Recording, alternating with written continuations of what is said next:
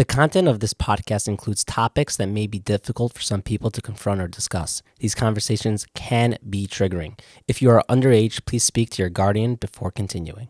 Welcome back to another episode of That's an Issue, and it's our season finale, and we brought in Dr. Michael Herskovics to talk about marriage. Do you plan on getting married? Are you married? Well, this is an episode for you. Because we go through it, what's the proper and best tools one could have in their marriage? And I know what you're thinking. I know what there is to know about marriage. I'm the best husband. I'm the best wife. I don't need to listen. Yes, even you can improve. So you can hear all the tools. I'm joking. I'm being sarcastic. I mean, everyone always knows in their relationships they could always do better. And it's one of those things that we just go along and not too often stop and think and try to really work on our tools and skills to make a better marriage. Happy wife, happy husband, happy life.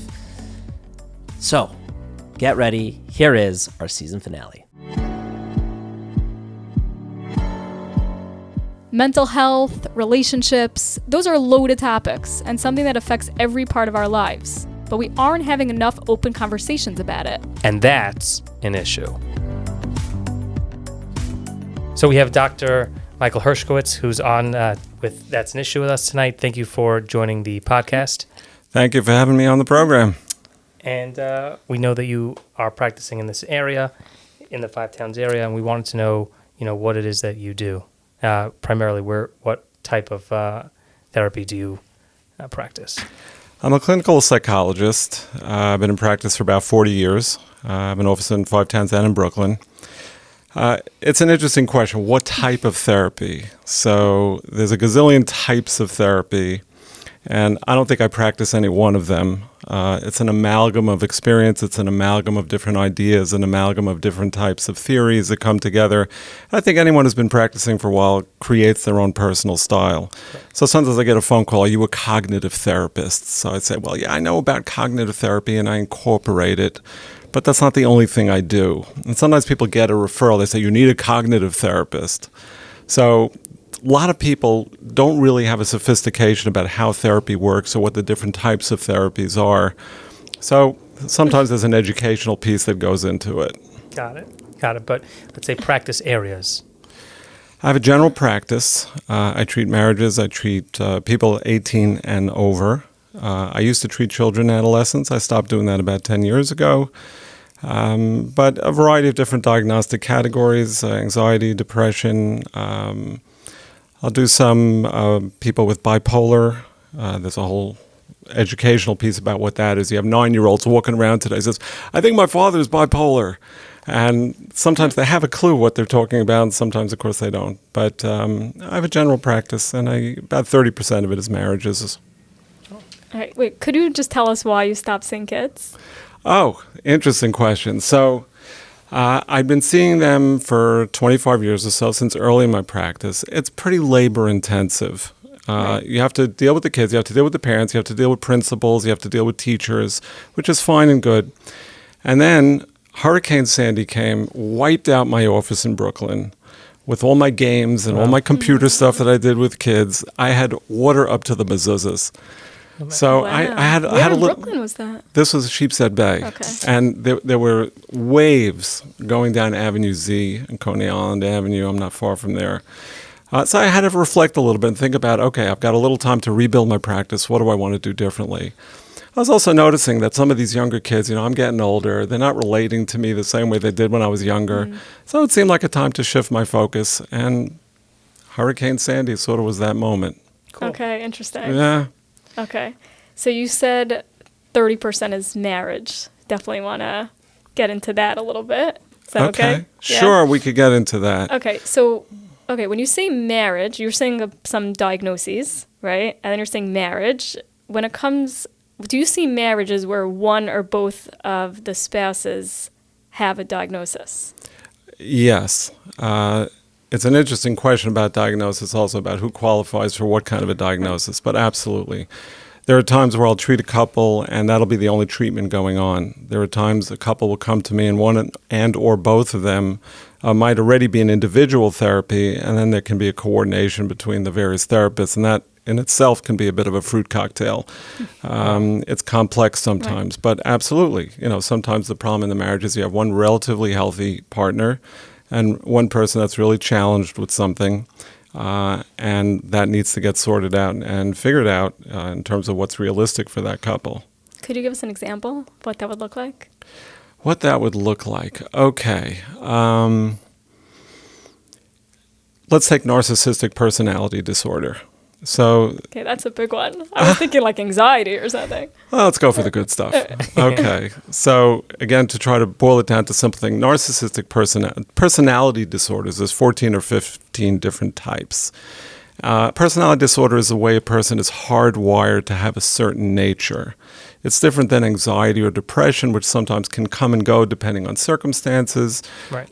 This is more a general style of personality. One of the types is narcissistic. It's a word that gets thrown around a lot. Right. And simply speaking, a narcissistic person is someone who views the world as an extension of themselves. They view the world as filled with all kinds of people and situations that need to serve them. And if people get in their way, they get very aggravated. They believe everyone should be auxiliary to them. And as such, they have difficulty respecting the rights and the needs of others, and everything really needs to be gauged to them as far as they're concerned. Now, you could well imagine in a marriage that's not exactly a great attitude to have.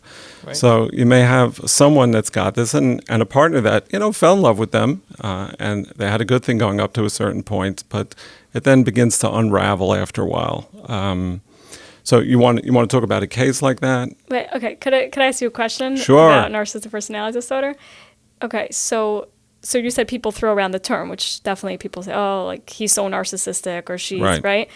Does it, if someone has narcissistic, sorry, that's a hard word, narcissistic traits, let's say it wouldn't be enough to be a personality disorder, but they have the traits, it doesn't really matter what we're calling it, they're still hard to live with. Absolutely. Diagnostic terms are often the pet of insurance companies. Right. You need to have clarity on what the condition is to get the reimbursement.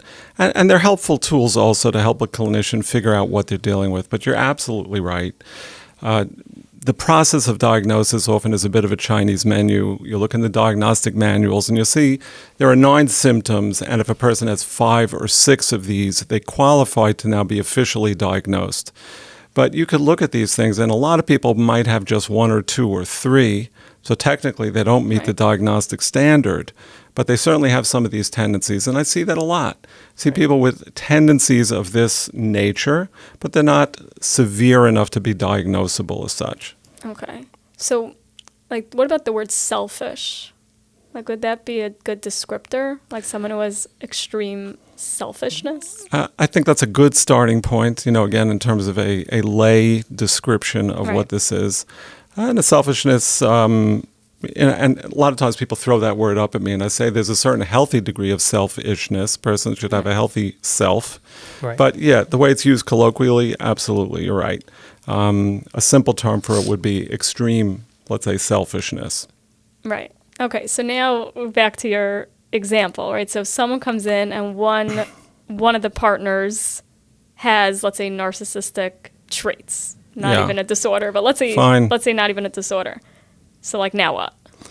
So now what? They come in, there's a problem with the marriage. So the way I work is I'll start off by interviewing the couple together just to get a ballpark idea of what's going on over there. Then I'll meet each one of them separately. Now, the person who is narcissistically inclined will give me a whole laundry list of everything that's wrong with their partner, everything that's not set up right in the marriage, and they're just waiting for me to whip that other person into shape. Now I'll interview the other one who is not narcissistic, and they'll tell me about how various family members are suffering. They'll tell me about strengths and weaknesses within the marriage, their concerns, what they've observed over time. But it's going to be a much less lopsided presentation. It's going to be much more even-handed. One of the questions that I often ask is, give me the best critique that you can give me about yourself as a husband or as a wife. The narcissistic person will go, I can't think of anything that I really don't do absolutely well. And the person who's not narcissistic will say, well, I know I've got a couple of problems. I've been like this since I was a kid, and they'll rattle off 2 or 3 things that they know are weaknesses of theirs. Wow. Okay, so that would be a sign. Like that would be a That would sign to definitely be you. an initial Yeah. sign. The person that says, "Oh God, I'm just so easy to live with. Come on." I love those people. You've met some. Met a few. Okay. Not you, honey. Don't worry. So Right. So then, how would you treat such that? Right. They don't even recognize that they have a weakness. Right. So, one technique that I use a lot, not just in this realm, there's a lot of ways you can look at pathology, psychopathology. You could look at people as sick, and you can say, "Oh my God, this is warped, this is twisted. What is wrong with this person?" And that makes people very defensive, understandably so. You're pointing a finger at them and saying, "Look at your problem. Let's go, wake up," like this. Of course, we never do that, but the orientation of illness, even though it may be technically accurate, will often make people feel very defensive. But if you talk about pain, it's a whole nother story. So let's take the narcissistic person. They're full of 101 complaints about the other person. And I'll say to them, you look to me and you sound to me like you're in enormous pain.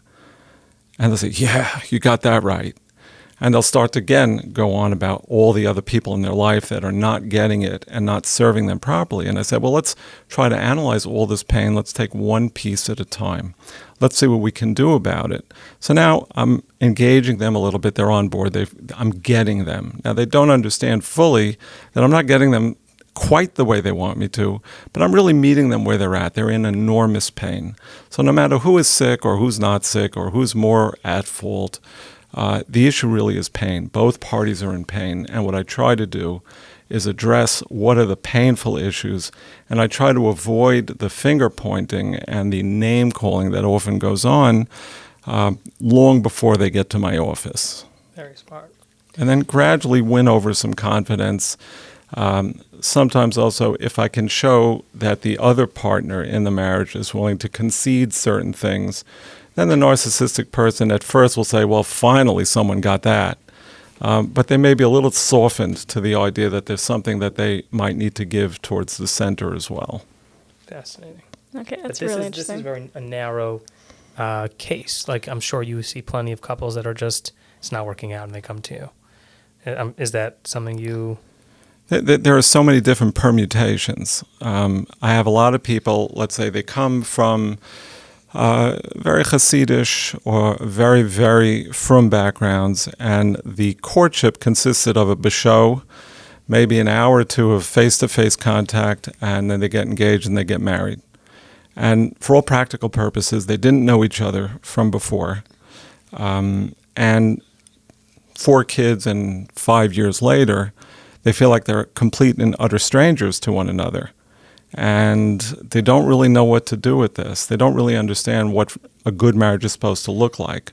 So one of the things that I work on is let's discuss what you think a good marriage is supposed to look like and feel like. And then, of course, there's a lot of cultural things that I have to be mindful of at such a time, because you take someone, let's say, from a Syrian Sephardic community, and their idea of what a good marriage looks like is utterly different than someone who's a Ger Chassid, and very different than someone who went to Lchaim Berlin for a bunch of years and has that orientation. So it's an educational process for me to learn from them what they think something should look like. And there have been some hilarious errors. I could tell you a good story. You want a good story? Yeah. Okay. So a lovely, lovely couple. They're both really good people, but they had absolutely parallel lives. He made a nice living. He was a good guy. He was a reasonably involved father. They had 5, 6 kids. And she was wonderful. She was a good, attentive mother. She was smart. I think she was, careful with her kids' education, blah, blah, blah. But they had very little to do with one another. They barely spoke, but they co-parented on parallel tracks. And I realized that there's no friendship going on over here. And they came from a certain Hasidic background. So after X number of visits, I said, what I think we really need to do here is work on what friendship is. And I started to talk a little bit, and I see, like, one of them is pulling back a little bit, like, somewhere I lost something here. I thought, okay, I don't know, maybe this is a scary concept. All right, let's massage this process. Okay, fine. Get through the session. I think it was okay. 3 days later, I get a call from the husband. My wife doesn't want to come back. So I said, oh, well, could you help me out with this? I'm not sure why. Is there a specific thing? He says, absolutely. There is very much a specific thing. I was like, could you tell me, what is it? She said that you are not the right person for us hashkafically. I said, what is it? She says, we're not supposed to be friends in marriage. That is just unacceptable. That is a treif, secular idea, and you are not the right therapist for us. Interesting. It was very interesting. I got them to come back one more time. And of course, I wasn't going to avoid this. I came straight to it. And I said to the wife, what is it about friendship? She says, a wife is supposed to serve her husband. She is not supposed to be friends with him. And what we're here to do is to learn how I'm supposed to serve him better. I think I like this. All you have to do is put on a strommel and a gartel and a kapata, and you're good to go. Wait, but is this really what they're being taught? Like, is this something I'm they're not being gonna taught and say- we should respect it? Or is this like This she was- took it too far or she misinterpreted? I don't know. I don't know. I don't believe that she had a mechanechet that said those words to her. But people evolve in whatever way they evolve. That was her impression. She was being absolutely genuine, absolutely sincere, and she was absolutely miserable. Is that wrong? Like, is her theory wrong? Is a marriage supposed to be friends? It doesn't necessarily have to be friendship as you and I might define it. But here's what I did know. I knew she was miserable. I knew the marriage was bad enough that people who come from a very strong religious background are daring to go for marriage therapy. Now, today it's become a little bit more accepted than it was 20, 30, 40 years ago. I'll digress for a second, speaking of how, it is different today. So I have people, let's say they come to me, they're single, they're in their 20s, they're really worried about shidduchim. And they're coming to talk about it in therapy. And 40 years ago when I was starting out, someone like this would say to me, I would never consider dating someone who was in therapy or ever was in therapy. Today, I got people like that saying to me, I would never consider dating someone that wasn't in Right. therapy first Yeah. to figure out what their I've heard issues that are. a lot of times. Right? You want people who are self-aware. Right. So Right. they it's almost it's a plus Prerequisite. like, Right. for many Right. people. Yeah. So back at the ranch. So this woman is completely unhappy. And she doesn't understand it's because she's very lonely, because it doesn't fit the stereotype that she has, wherever she may have gotten it from, about what marriage is supposed to look like. So I said to her, this is not really such a goyish concept. And, I start talking about, Yitzchak and Rivka. I start talking about other examples from Tanakh about where there was cooperation, there was davening together, and so on. And I said, maybe friendship isn't the right word. So I realized I have to sort of change, cognitive reframing. And maybe I made a mistake. And, I had to, I made a mistake. Friendship was not the right word. But a good cooperative working relationship ended up being a better term that they could work with. And then we went from there to create friendship. I never told them that, but, Right. But they became friends. effectively they became friends. Right? And I'm saying, is that what? And I know this sounds like basic, but is that a Western? Is that a Western theory of is a marriage supposed to be friends? Like, I always thought, like, I want to marry my best friend, but maybe that's because I'm, Right. Influenced by our society. Is a marriage fundamentally supposed to be a partnership, or is it supposed to be a friendship? I think there's room for it to be numerous things. It's co-parenting. I'd like to believe it's friendship, whether that's the right term that would be used in every culture, and I surely don't know what every culture would say. If you ask me in India, what would be a good marriage over there, I'm not equipped, I'm not knowledgeable about that. But you have to wear a lot of hats in a good marriage. Again, you have to be able to manage finances, manage where you are socially within your community, manage dealing with in-laws, parents, cousins. You have to be able to handle crises that come up, whether it's a medical illness or something like that. So I think it has to be multifaceted for it to be a marriage that can exist in the world that we live in, where we get bombarded with a lot of needs and a lot of challenges. So I want to bring up a question. One of the other podcasts that Living Lchaim is running is called Kosher Money. If you haven't seen it or listened to it, watch it and listen to it. But it's primarily about managing finances. Do you think, for a while I had this notion that a tremendous amount of fighting that happens between in marriages is due to financial stress. Do you agree or disagree with that notion, or do you think it has nothing to do with it?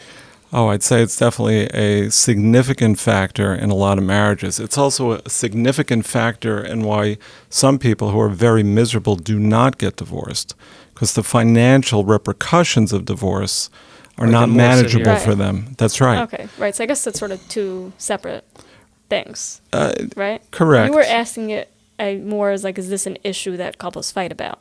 Right. Yeah? I mean, It absolutely is. A lot of people are very ill prepared for this. Again, it was very shocking to me in, let's say, my early days, how often I would get, let's say, a couple where the guy's been learning the whole time and the woman was trained to do some things and she was working, and they had no concept about managing credit cards. Couple would come to me, they're married for a year, they have $30,000 debt on the credit card. I say, how did it happen? And one of them would say, well, when we were growing up, what we used to hear was, if you need to buy something, you put it on the credit card, which is very different than paying in cash. right. If you pay in cash, then you really bought it. If you put it on the credit card, it's just somewhere in the ether. And I say, well, what did you think would happen after you charge it on the credit card? Do you know how this works? I said, well, we used to get these things in the mail that, they called it a balance. And I would look at them, and they're sweet, beautiful, wonderful people, really innocent, and they didn't understand that if you charge something, you not only have to pay for it, but if you don't, there's enormous amounts of fees and accrued interest and so on and so forth. And that would cause a friction in the marriage. Well, that's one example would cause a friction in marriage. But there are other things that are, let's say, a little bit less naive, where people have different ideas of what is it worth spending money on. Right. How do we appropriate money? Do we put some away for savings? How does vacation fit into all of this? And people have very different ideas about where and how money is spent and what are the purposes for money. So what, like Does that come from like how they grew up? A lot of it will be Yeah. with what you saw at home. Person comes from an affluent home, they may have a very less of a working idea of what a balancing a budget is, because there really was no balancing of a budget. Person that came from, let's say, a place of a very limited budget, and they heard their parents have, let's say, constructive conversations about what to do financially, so they had a pretty good working idea about, if you pay for this, you may not have enough money for that, and so on and so forth. And you put them together. Sometimes you have a couple where one came from a wealthy home, one did not. And it's very intimidating. On the one hand, you say, oh, the person that came from the poor home, they hit the jackpot. This is awesome. It ain't so simple. Right. Right. Right. So, What were you going to ask? I interrupted you. I was going to ask, what is there certain things that need to be spent on in a marriage that are very important? Like, is buying jewelry or are going on vacations? Is that something as a therapist you say you need to do this? Like that you need to do it regardless of the cost, or do you say no? Like, is there you have to take a vacation once a year, or you need to go on you need to buy jewelry or a Rolex? Yeah, the Rolex has really been the one thing that has messed up so many marriages. But actually, there are cases where someone is, let's say, very indulgent, self-indulgent, and they do not want to show up in shul if they're not wearing the Rolex because all the other boys have a Rolex. And they explain this to the wife, and the wife says, yeah, but we need to buy groceries. And he's looking at her like, yeah, but... Rolex. Okay. Maybe one of the knockoff Rolexes. Am I allowed to say that on the air? Okay. So there are very different preconceived notions about where and what is a priority. And you come from a certain home and you look at the other person like they don't know what they're talking about. And these things have to be discussed. They have to be worked through gradually. And a lot of times it's about communication skills, where if you teach people how to wrestle with a problem or wrestle with a concept and give them the tools to do it, they start to get better and better at it. But money is absolutely a platform where this is often taking place. What about raising children? Do you feel like if someone grows up, has a certain, say someone's more modern or someone is more religious or some, what happens if one partner decides that they want to, raise a child in a certain way? And where to send them to school, where to send someone to That's school, right? Or just in general, how religious or how you want that person to look like in 10 years. That could be a point. Yeah, there's no question about it. And you get also into big things like schooling. You get into small things like minhagim, whose wheelhouse is it? So in a lot of traditional homes, the husband feels like he gets to choose the schools, he gets to choose the yeshivas. And then again, that has to be discussed and work out. In other homes where they grew up seeing that the mother was sort of running the show, there's maybe more of an equal distribution, or the guy says, look, my wife knows about this stuff, I don't know about this stuff, and it's fine. But there's no question that people, even they grew up on the same block and their parents went to the same shul, they can have very different hashkafas, they can have very different ideas about what is the right orientation. Do we allow our children to watch anything on a big screen? Do we allow our children to read secular books, or should it only be books that are published by Lchaim? It starts at a very young age. What kind of toys do we buy our kids? What kind of a haircut does the kid get? Is the upsharing done this way? Is it done that way?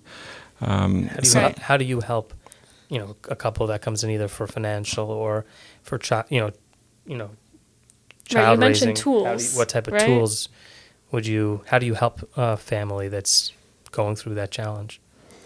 Well, you mentioned a bunch of different challenges, but some of the tools are common denominators for any of these things. First thing is, well, maybe not the first thing, but one of the first things is to make these conversations less charged. Sometimes people get very emotionally connected to the positions that they take, and it goes well beyond the sensibility of what it is they're trying to propose or suggest. So I said, listen, we have time to sort this out. Your kid is not going to need X, Y, or Z for another 3 months. Let's just figure it out. Let's figure out what the rationale is. And a lot of times they just want to be heard by the other person. And when they're able to hear one another, they may discover that they're not as far apart as they thought. When all is said and done, they want their kids to grow up healthy. They want their kids to grow up strong. And sometimes when they begin to also hear themselves, they realize that they're being, let's say in yeshiva, we say shitadik, or rigid in your orientation. And it has more to do with just wanting to be right because I saw it this way at home, rather than because I genuinely believe this is the right way to go. So a lot of things get resolved when people just take the time to slow it down and hear what is their rationale for what they like and for what they dislike, and the same thing for their partner also. But there is also a lot of disengagement that needs to take place from the family of origin. There's a lot of stuff that people grow up with, some of which is good, some of which is healthy, some of which maybe not as healthy. And it's a gradual process of disengaging from the home. People get married, they end up under the chuppah, break a glass, go home. It takes years to make a really healthy, effective transition from what I grew up with to what I'm forging together with my partner. And a lot of the things that you were just asking about, I think also have to do with being able to sort that out through your own eyes, not just taking what you heard or what you saw growing up and saying, well, that's a given now, and since I'm the man in the house, we're going to do it that way. And the woman says, oh, yeah, you think so? No, not exactly. And if you think you're going to find me in the bedroom anytime soon with that attitude, that's not going to happen. Right. So, I think another important topic that has to be addressed when discussing, marriage is, intimacy, and how that, how people are affected by culture, or, and the question I guess I'm going to let, have you field is, what types of issues do you work with, and how do you address those challenges? Talking about intimacy? Yeah. Okay. So again, often there's a tremendous educational piece. There are some people that come into a marriage and they know way too much by the time they get married. They learn plenty of stuff in the street. They learn plenty of stuff off the internet today. It's such a funnel of disinformation, what people get. 40 years ago, if I had someone where I suspected maybe they were getting a little bit too busy with looking at Playboy magazine, I would stutter in trying to ask them, do you ever look at those magazines? Like, I could barely pronounce it. Today, part of my standard interview process is about pornography. Oh, wow. Unfortunately, that's a sign of the time. So a lot of people come in with a completely skewed notion of what a good, healthy physical relationship looks like. They've been indoctrinated with all kinds of... Is it usually the guy? Sorry to interrupt. That was a softball question. It is usually the guy, but I don't know, sorry to tell you that sometimes it is the Right. woman as well. Yeah. Yeah, absolutely. And for women, it's also terribly threatening. Who are they competing against? They're competing against these surgically altered, drugged porn stars that most of them have severe sexual illness, meaning they are sexual addicts. They got to this industry that way. The way they approach everything is just simply not normal. But of course, if people are watching porn for, hours at a time, that becomes their new norm. And Sarah Sprinza, who they're marrying, is nothing like that. Mm-hmm.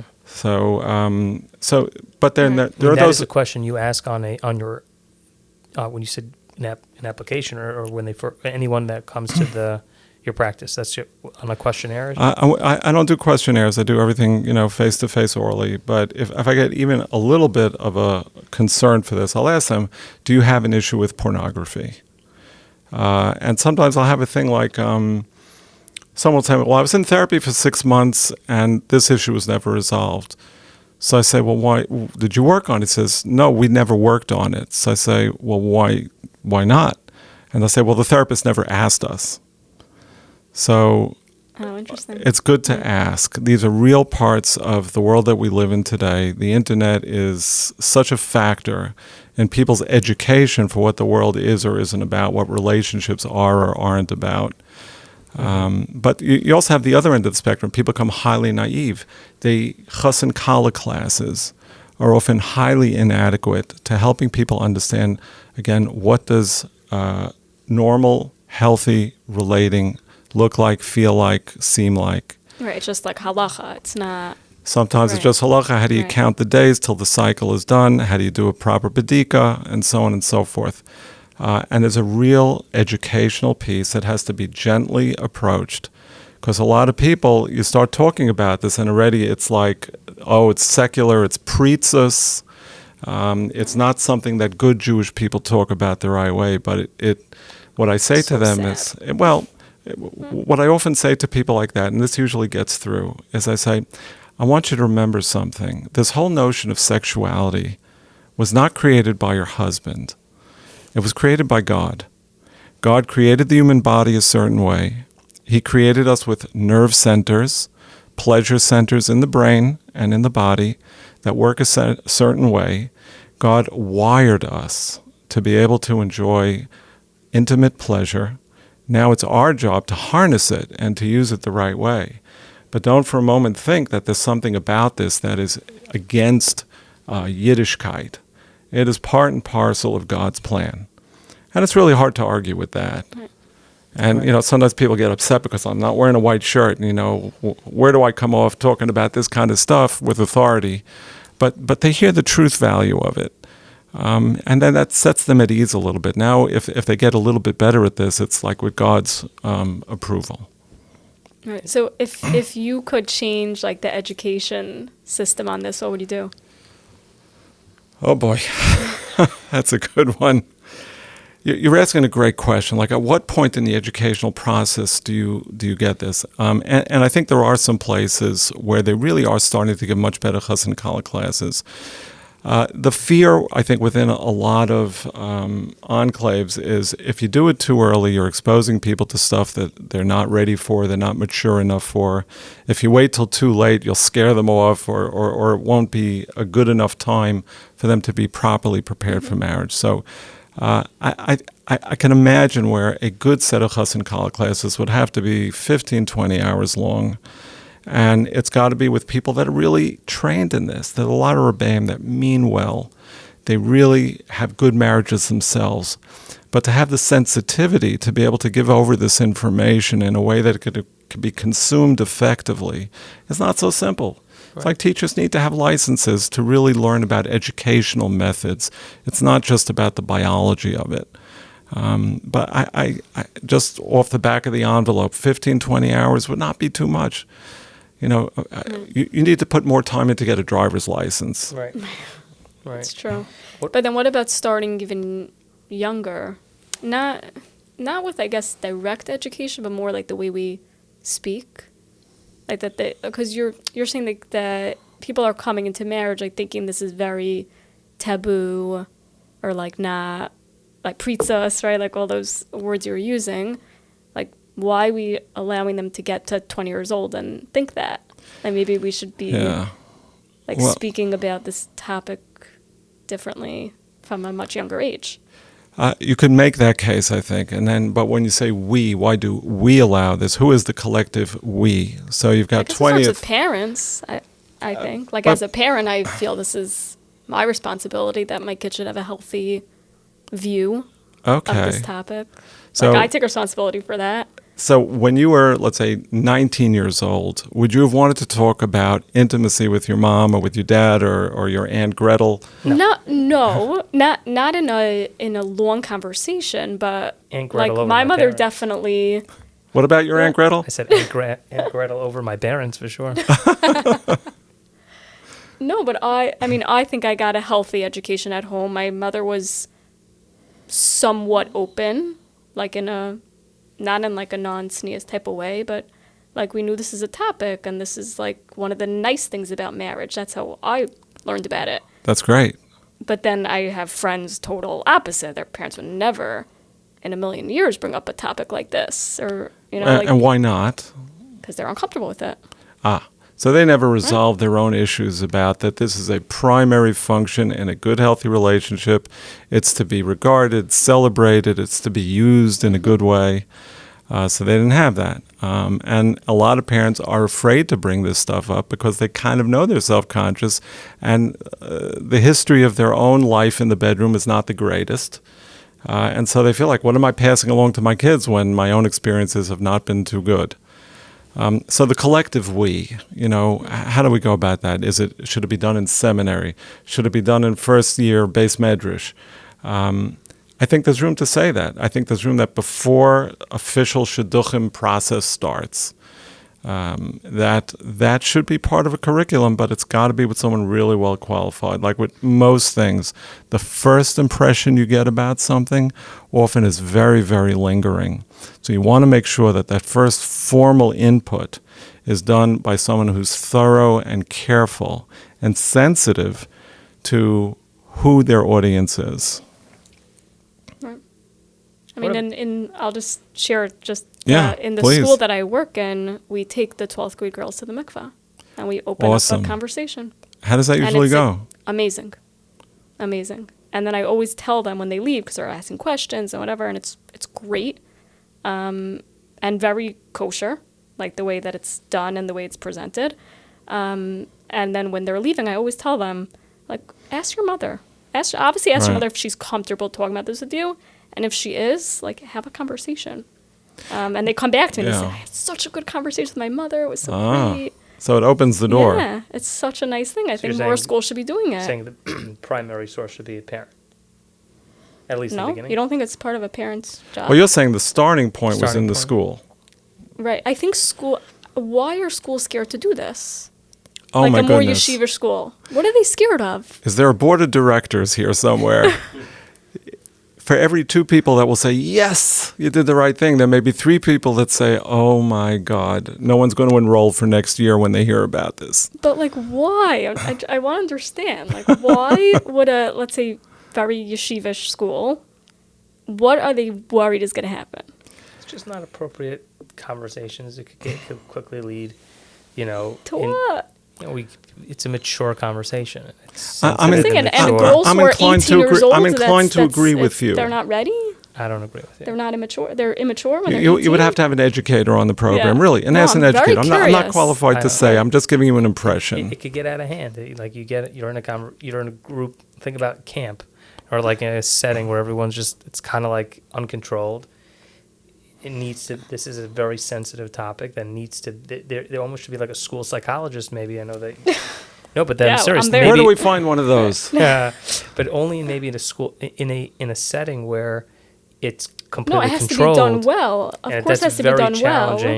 I just want to know what they're scared of. Like they're scared that this Beis Yaakov girl who doesn't talk to boys, doesn't get anywhere near them, like what they're going to all of a sudden like lead a whole different life now that they know this information. That might be mythological, by the way. Right. I mean, I'm being extreme, but like the idea that Beis Yaakov girls have never spoken to boys is a little mythological. Sure. Right. Yeah, Okay. sure. Okay.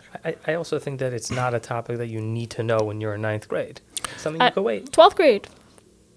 I'm saying, is there a necessary need to bring it up at 12th grade? And especially if there's a risk that it goes south, the upside is light, the downside is high.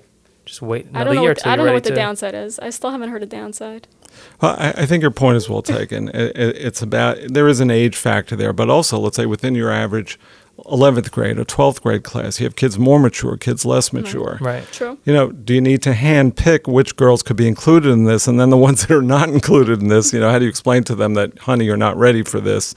Right. And similarly with the guys, how do you differentiate amongst the guys what kind of hadracha they might need? Again, many of them, unfortunately, have been exposed to a lot of warped ideas at a younger age.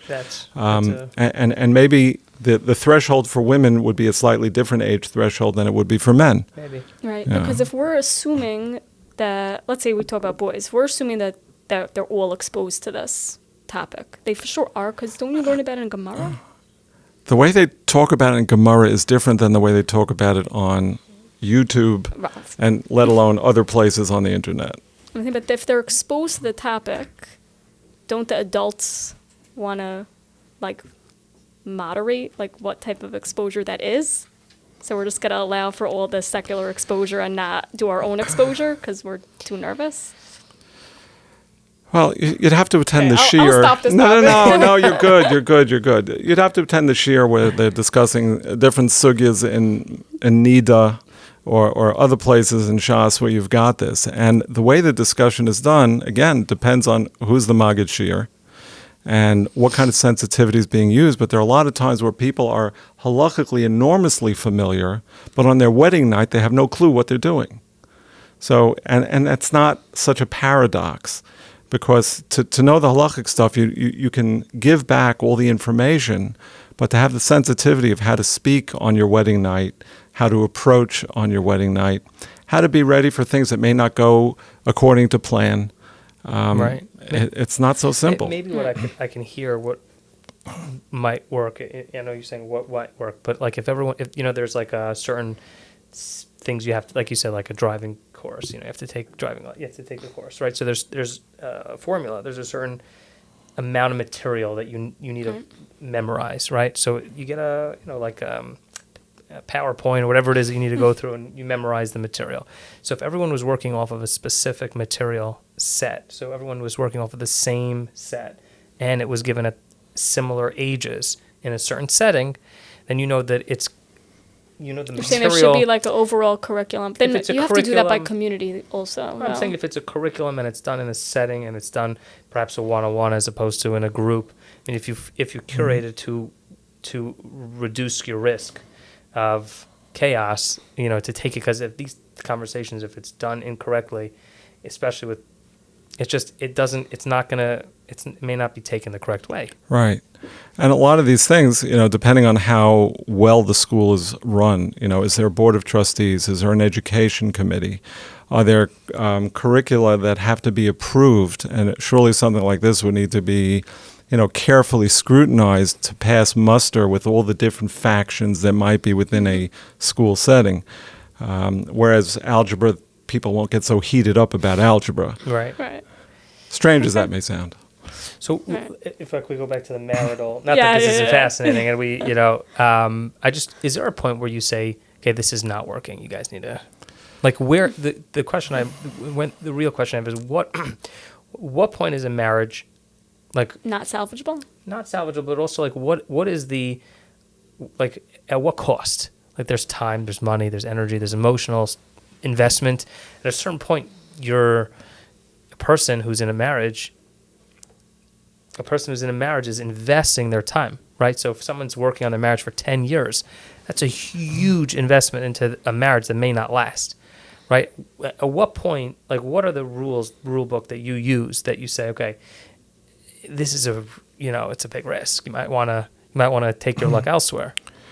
My single biggest red line is destruction. Is this a destructive marriage? are people being destroyed either emotionally or physically? Are the children that are being exposed to a severely traumatic, chaotic situation week after week, month after month? That is certainly one of the things that talks to me the loudest. Now, I'll give every effort that I possibly can to mitigate destructive tendencies. But What do you mean destructive? Destructive, let's say a parent that's got a serious drug problem, and as a result of that is rageful, is destroying a lot of things around the house, including the finances, exposing the children to severe behavioral fluctuations.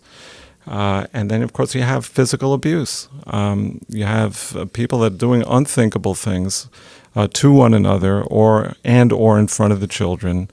People that are doing things that are so antisocial. They're having multiple indiscretions outside the home, and it's affecting the home in a way that the children every day are seeing their parents just in a state of absolute mourning and chaos. But, the most, let's say, to your question that I think as you're asking it, it's exposure to various kinds of abusive behaviors that the more this goes on, the more there will be difficult, if at all possible, to ever bounce back from it. Mm-hmm. Right. So time is not something you would, use as a factor. For example, if someone's like, I would never be friends with this person in school. We thought there was chemistry when we were dating. I was attracted. And then afterwards I'm like, oh, not Right. for me, right? And then you're like, well, if you just invest another 10 more years, it might work out. Is that time element a problem? I would never say to someone, if I don't have the prophetic skill to say 10 more years ought to cut it. But I understand that the gist of your question.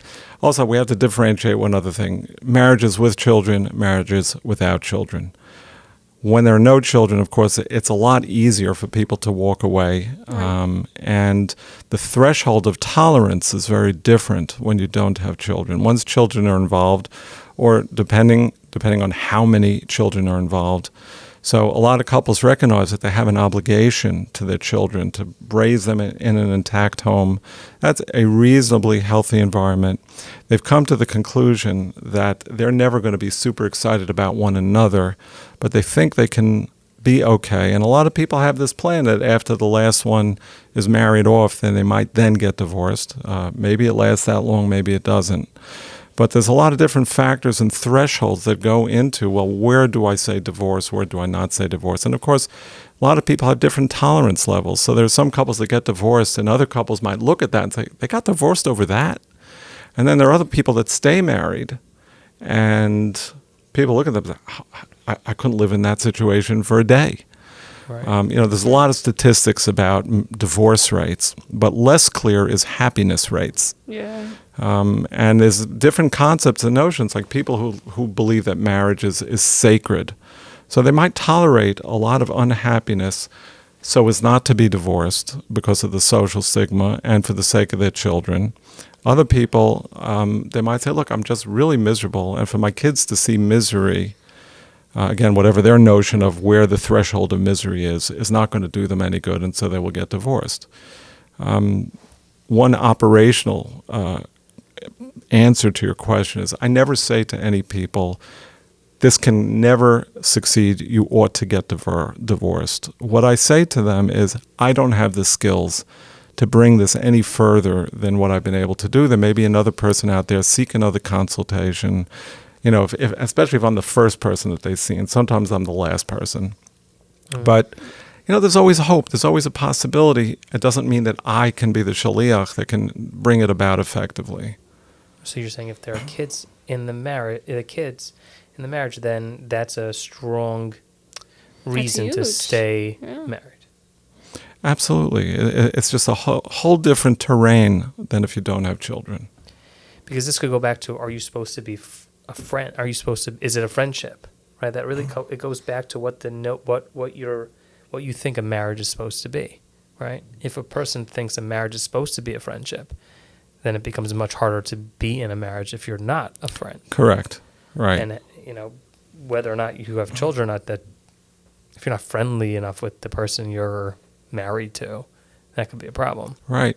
And sometimes what you have is someone who's capable of deep friendship, deep intimacy, not just sexual, but deep intimacy, caring, involvement.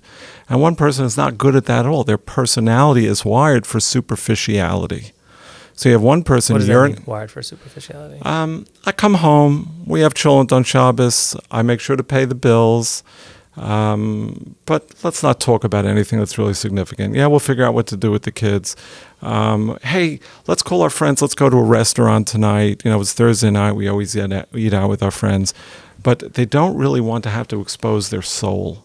They don't really want to have to cry, be vulnerable, to be joyous, to really join hands with their partner and through the thick and thin of it, emotionally connect through what they have to do.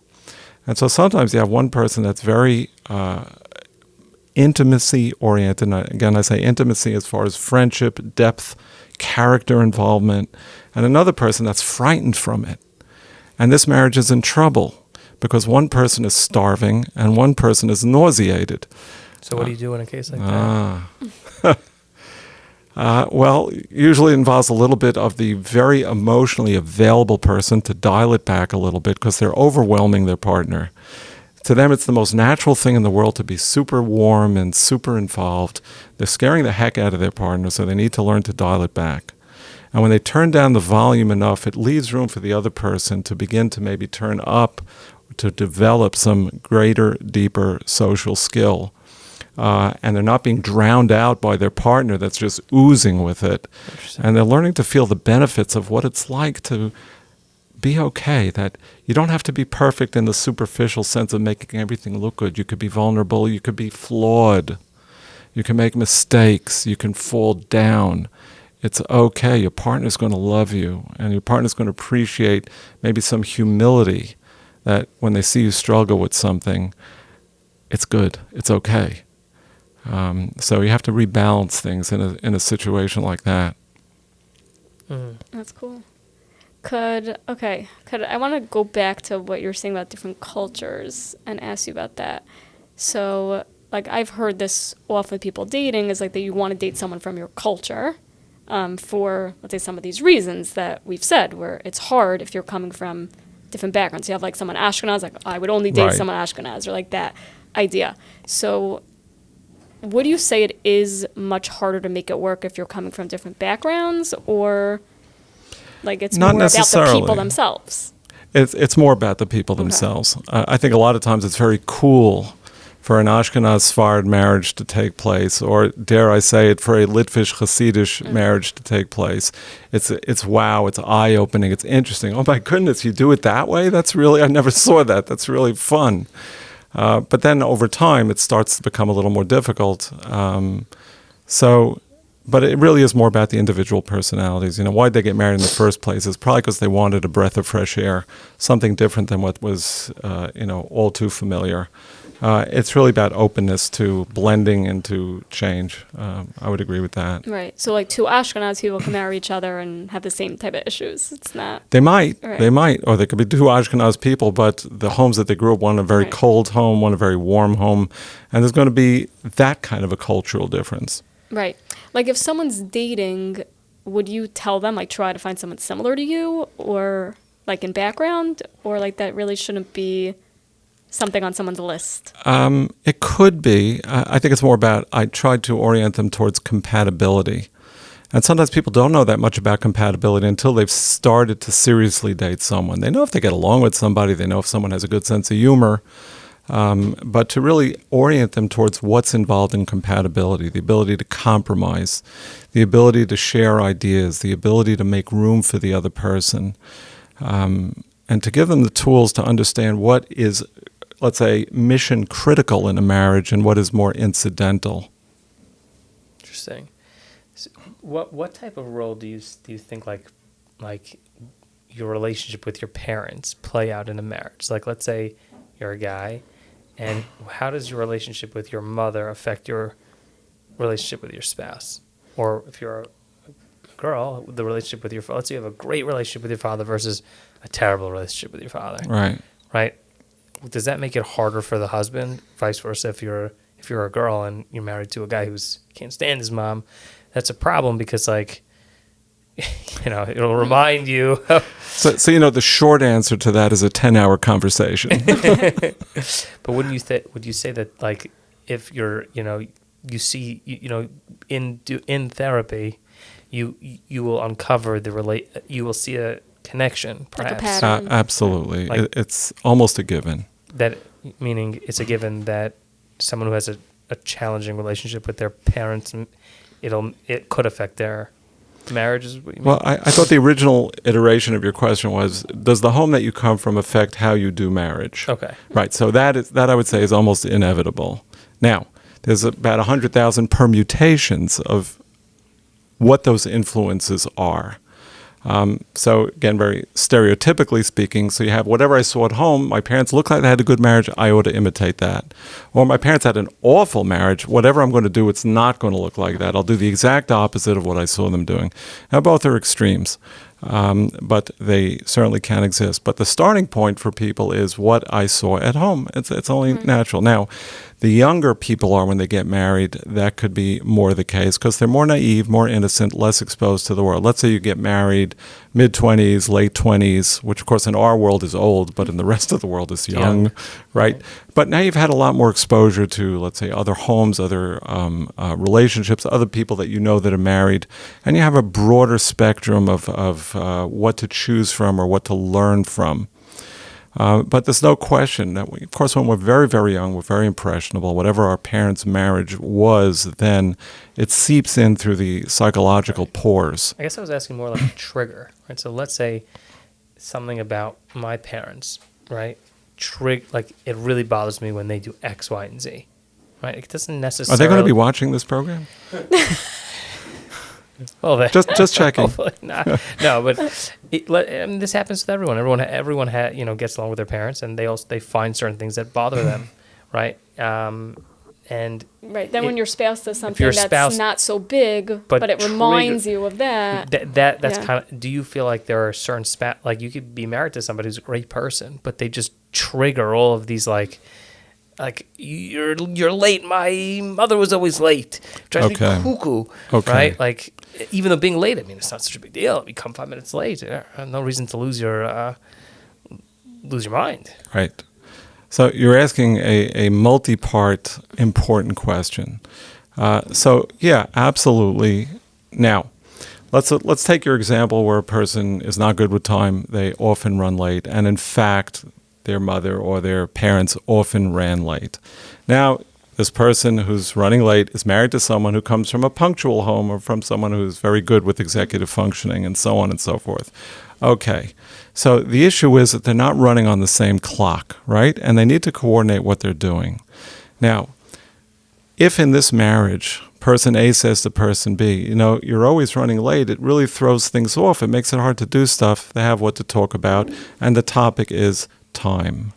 If they say you're always running late, just like your freaking mother always ran late, that's a complete distraction from the issue now. Now it becomes a discussion about the freaking mother. How could you talk that way about my mother? Your mother's no prize either.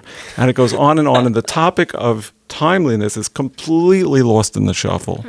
And one thing that I'll have to work on with couples is if there's a weakness, let's target it. Let's understand it. Let's work on it.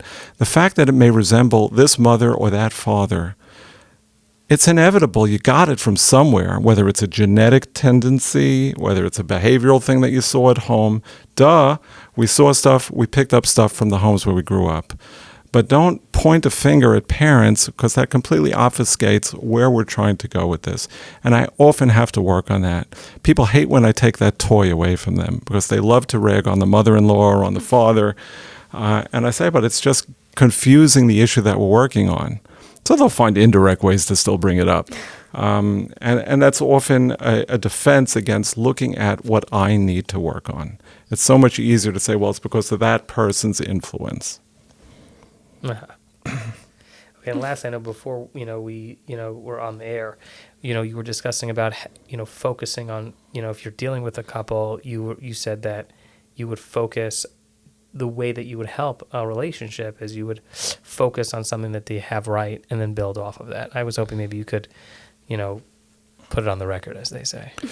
Okay, so what we were talking about is a marriage that has a lot of failings or real hardships, but there's one good area where they aren't, how that can be used to improve the general marriage. How do you take that? How do you extrapolate from that, whatever that area is? Like, how do you extrapolate from, I don't know, they like playing Scrabble to, having a deep relationship, and that's working. Okay, so they're good Scrabble players. They cooperate well. Nobody cheats. Right, no cheating, only okay, and they agree on whether or not the blank is a floating blank. Correct. Okay, so they got that part down good. All right, so we take that. I mean, it's a funny example, but let's go with it. We take that, and so in gamesmanship, which is competitive at times, right? Right. They are able to cooperate. They're able to follow the rules. They're able to enjoy the process of the game. I assume this is not when someone says, "Ha, I beat you." Right. No, but they enjoy the game well. Okay. Right. So what we try to do is extrapolate what is going well in this area. What are the ingredients over here? It's not about whether you got the Q on the triple letter, though it's nice to get. It is great. It is great, right? But you had an unbelievable. Yeah. That was crazy. what'd you have?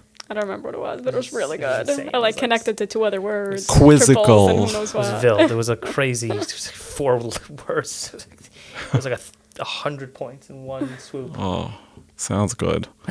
So extract what you can from this, the cooperativeness, the shared joy, planning together to play the game at a certain time. If you break it down enough, you're going to find strong components in whatever this is. Let's take something else. As I mentioned to you off camera. So sometimes you have people where the only thing they really have going for them is what's going on in the bedroom. So why is that? Is it just purely some kind of a physical connection? And usually find it's not. There's actually sensitivity going on. There's caring. There's taking the time to know what makes your partner comfortable, what makes your partner feel that they're really being understood. And I'll say, well, look how you're doing it in this context. You're putting time in. You're putting some prep in. You're doing what you can to really show that you care about the other person's experience. Let's take those things. Let's not just look about, okay, it's the bedroom. It's how you made it good. And let's see if we can apply that to balancing the budget, if we can apply that to do we buy a vacation home in the country this year, or do we save a little bit more money to do it a year or 2 from now, even though our friends are already buying in this place? You can usually extract things. I like that. It's very, very smart. So you focus on, what it is that is working. There are certain, underlying tools and anything that does work. As long as you find something, is what you're saying. As long as you can find in a marriage something that is clicking. Right. And as long as it's not like everyone's doing drugs at that point, but there's some thought into why it's right working, then you could extrapolate from that and just copy paste that on other areas of the marriage. And it's just once you get in a role. Right. I wish it was quite that simple as copy paste, but you got the right notion, right? Right. It's to help people realize, you actually have tools. You actually have some things that you're employing effectively, and let's just turn it and see how we can fit it into this context. Awesome. That's awesome. That's really cool. Can you, just because I think we have to wrap up, but could you end with some tips for married people listening? Okay. Of what they could do for to us make also. Their marriage better. Yeah. Page 2 on my notes. Okay. Let's go. All right. So, thank you for the lead-in. All right. I'll throw a few out at you. I have this rule called give 60%. Give 60% means give a little more than half of what's good in this. Put a little more than 50% of the effort into the marriage. So if, let's say, the husband takes upon himself to take out the garbage as his official thing, so take out the garbage and fold laundry. Do a little extra. If both parties are giving 60%, then you don't have a zero-sum game anymore. You've got 120% of resources in this picture. I like that. And that's a good attitude to have. And the more you do that, the more the other person's going to want to do that also, to sort of meet you in kind, if it's a reasonably healthy marriage. Next tip, confront things at an early stage. I see marriages that are married 25, 30 years, and the cracks were showing up in the yichud room. They were showing up during Sheva brachas. Because somebody said something, did something, it was left unchecked, it gradually grew, it gradually metastasized into something terrible by year 7, 8, 10, 15, and so on. Find ways to confront things early, be assertive, not aggressive. And a lot of successful communication is how you speak, not what you say. Right. Another How thing, you speak, meaning like the tone? yeah, absolutely the tone. I work with people a lot to use words instead of emotion. Like, right now I am hopping mad at you. I don't want to yell, but imagine that I am yelling, but I want you to hear this, so I'm not going to yell, but that's the level of my anger. And I want you to know. Adjectives, basically. Adjectives helps. I like that. Right. Next time Right. I get upset, I'll be like, Right. You're hopping mad. I'm so, Sorry. Another thing is, what do I call it? Yeah, positive enthusiasm ratio. I have to check my notes sometimes. So I'm sure you've seen this happen where if someone's really upset about something, they'll yell and they'll scream and they'll give chapter and verse about everything you ever did wrong prenatally up until today, Oh, yeah. right? And they're red in the face. And I'll say to couples, do you ever do that when you're pleased with someone? And they look at me like, well, what do you mean? So I said, do you ever jump up and down with joy at someone and with pleasure about what they did that was so pleasing, happy? And they say, well, what do you mean? So I say, well, for instance, do you ever say to someone, you are not leaving this room until you understand how much I love you? You are not leaving this room until I tell you how amazing it was that you put Yocheved to bed the way that you did. Don't even think of getting off the chair until you hear me out. Ooh, I like that. Very good. Right. So I Wait, so you call that positive could you tell me the positive word again? enthusiasm ratio. In other words, Ratio, okay. if you're going to be upset with 6 measures of upsetment, when you get upset about something, make sure you have 8 measures of positive enthusiasm That's a when good a one. person is doing something good and it should be recognized and it needs to be recognized. Excellent. Okay. Love it. Love it. Wait, can we review them one time? Because one of them I had a comment on and I forgot what it was. One was I said give 60%. One You is have more? confront things early. Right. Do I have more? And I'm saying it looks like you have. Yeah, I got a few more. I just Oh, yeah, I I know wanna you hear told them. me you're short on time. I mean, No, No, we want to hear. I want to hear that. I'll give you a few more. Let's talk about humor. Oh, So, okay. I love you. Perm spiel. yeah, well, a lot of times what I have to get down to is real basics about what is good humor. And I don't mean the ice cream, of course. A lot of times people can be very passive-aggressive with their humor or with the use of sarcasm. Sarcasm can be deadly. And a lot of times a person will deliver an insult in a joke and say, I was only kidding. Why are you crying your eyes out? Come on, you're oversensitive. Just like your mother. Just like your mother makes it even worse, absolutely. And so the definition I give for humor is something is funny if everyone in the room is laughing. If there's one person in the room that's not laughing, it wasn't funny. It means there was something offensive in there. And of course, sometimes people say, well, it's not my fault that the person is oversensitive. So I say, well, if they're oversensitive in your estimation, then you need to be more careful about what kind of humor you think you're using. Right. Some people, especially, let's say within our circles, sarcasm is an art form. People just are so happy to be sarcastic, and the beautiful knach that they can put into their level of sarcasm, it's like such an art form. They want to use this skill all the time. And so what I say to them is you need to think of sarcasm as a spice. Think of it as jalapeno. A small amount is wonderful. It really spices up a meal. But if you serve a soup that's made purely out of jalapeno, you're going to kill somebody. That's awesome. So I say you need to use sarcasm, hopefully in a positive context. But if you're going to use it to make a little shtuch of a point, you really need to use minute amounts so that you don't lose your audience. Unless you're making fun of yourself, then it could be funny. Interesting thing. Is it called self-deprecating? Yeah, self-deprecating humor, there's room for that. You don't think so? It could hurt. No. I was thinking about another story, but it's really way off the ranch. So Go, off the ranch. You want off the ranch? Off the ranch. All right, here's off the ranch, but it's not the direction that you were thinking. Oh. Interesting story I heard told about the Lchaim. Okay. So Lchaim came out with the Mishnah Berurah, and of course it put halacha into the hands of the average man like never before. And people were talking about it left and right. It was an amazing thing. And then the Chofetz Chaim was out of town once, and a lot of people didn't know what he looked like, because back then we didn't have the internet, and you couldn't see little YouTube videos of the Chofetz Chaim teaching halacha. And, he was a quiet, very, modest person, of course. And someone walks up to him in the shul where nobody knew who, or almost nobody knew who he was. Right. And he was a very modest person. So this person says to the stranger, have you seen the Mishnah Brura?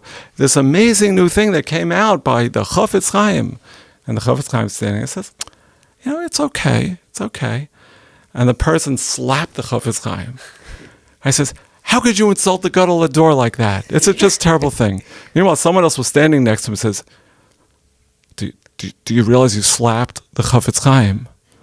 I said, oh my God. And he turns to the person and says, are you really the Chofetz Chaim? He said, yeah, I am. He says, but you were right to slap me, because I said Lashon Hara about myself. I said that the Mishnah Brura really wasn't so great, and truthfully, it actually really is. So you were right to slap me.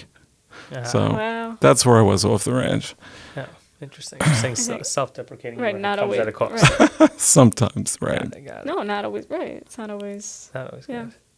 But it's the same thing with the spice. Right. Right. Depends how often you use it. It really depends. You have to be very selective. If it's done artfully, wow, it really just makes the dish special. But you put too much in there, look out. Or even not any humor, right? Any type of humor could tank anything. Right. Want one or two more? Please. I'll give you one. Absolutely. Okay. It's amazing. All right. Let's talk about active listening. A lot of times people are giving their agenda so much that they're not really listening. They're busy preparing a rebuttal to what anyone else is saying, and so I teach active listening skills. And it has a few components. First thing is you want to capture what the person is saying. You want to make sure you're hearing everything and not just thinking about how you're going to respond to it and so on and so forth. And while the person is talking, you don't interrupt them with rebuttals. The only interruptions you can do is for clarifications. When you said this, is that what you meant? Or help me out, I want to make sure I understand that. So the whole thing is geared towards making sure you're capturing what the other person is saying. And then when a person is finished saying, you ask them, where would this apply? You just taught me something about what's really important. Where would you want me to know that this is really important to use what you were just telling me? And you have them, give a context. You want me to give a hypothetical? No, I meant. Yeah. But you. Right. For that person to give a hypothetical, and it's very hard for people that have agendas to be able to listen actively. And it's really amazing to watch when that begins to shift, when they learn to really hear the other person and put themselves off to the side. They discover all kinds of things that they didn't know because they were just so busy fighting and not really listening. So this is something that we do a lot of exercise. And I'll say today's visit, the wife is going to do 98% of the talking. And what we're going to just check in is, did you hear her well? Did you investigate what she was saying well? And did you ask her where you would want to apply this? And then I put another twist into it and I say, and now come up with your own ideas. Where would this have application? That's awesome. That's a good one. Okay. That's great. Are you done with your list, or do you have some more? I mean, there's always more, but I think there's a lot to... It's a lot. Yeah, it's a lot. No, this is so great. Thank you so much for coming. Thank you. Yeah. This was really fun. enlightening. I'm glad I got to know you as well as off camera right over here. We got our producer. Yeah, so this was delightful. I'm glad to know and to have met you. Thanks so much. Thank you so much for watching or listening to this episode. Don't worry, Dr. Tara and Yoni will be back for season 2. We already recorded a bunch of them. We have some of our most incredible guests yet. Whether it's professionals, psychologists, therapists who deal with these challenges, or the people themselves who have been in a situation where they say, I need help. What could I do? How can I navigate it? And we're going to have conversations with them. It's not going to be easy.